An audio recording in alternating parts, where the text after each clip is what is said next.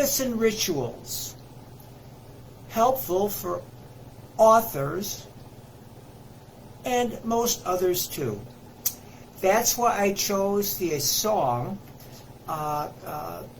It's a 1970s hit by Tony Orlando and Dawn, titled Knock 3 Times. I thought that would be appropriate for this podcast. So away we go. At many of the writing seminars I attend, one of the speakers describes their routine for writing every day. And why should every writer have a routine? Routines are also known as habits or rituals. Well, to overcome the urge not to write and to know what to do to get started. The steps found in most writing routines are pretty much the same. Have a comfortable, secluded space already equipped for daily writing. Have a scheduled starting and ending time. Change into comfortable clothes and grab a light snack and beverage. Then take a deep breath to help meditate and be mindful, so you settle down and start to focus on your writing. And then start writing. Well, this is great advice that most of us can adjust for whatever we want to turn into a habit. For example, a routine for getting up and going to work, or for exercising, or for going to a family reunion. In this podcast, I will summarize the main points I have found from reading books and articles or watching videos regarding habits and rituals. Let's start with some definitions. A habit is a routine we establish by ourselves to accomplish some daily goal. It's automatic, and we don't have to think about it. A ritual is a routine established by a culture or an institution that motivates and confirms we are doing something good. It animates us by giving us emotional jolts to do what is supposed to be good for us. By the way, there is a harmful type of ritual called a compulsion, also known as obsessive compulsive disorder or behavior. Everyone must be mindful regarding rituals that morph into obsessive compulsive behavior. Historically, culture and institution gave us rituals that people followed. Some examples: religious services, marriage rituals, funeral rites.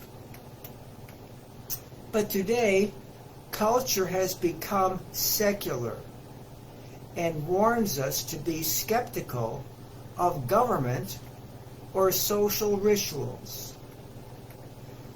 For example, forcing schools to recite the Pledge of Allegiance, or at churches, reciting the Ten Commandments.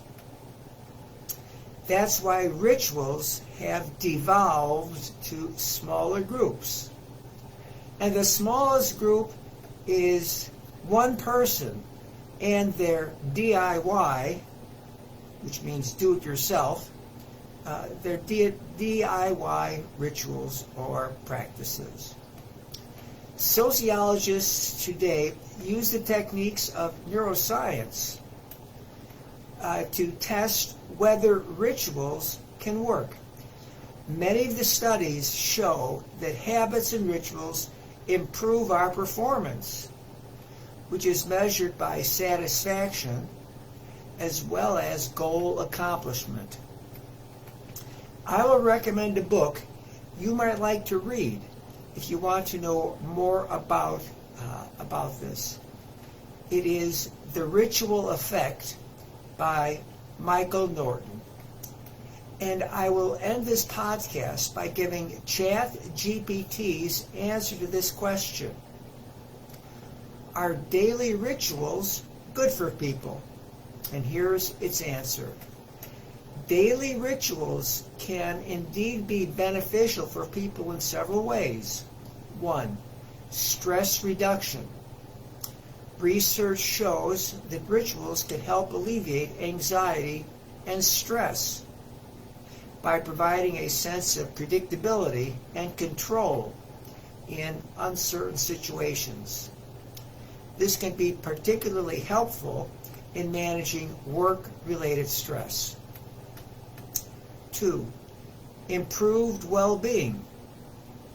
Whether informal, secular, individual, or group-based, rituals can have a positive effect on our overall well-being. They can help create a sense of order and comfort in our daily lives. 3. Enhanced focus and productivity. Rituals can prepare us for work, and that can help us be successful at work. Generate enthusiasm for important presentations and strengthen team culture.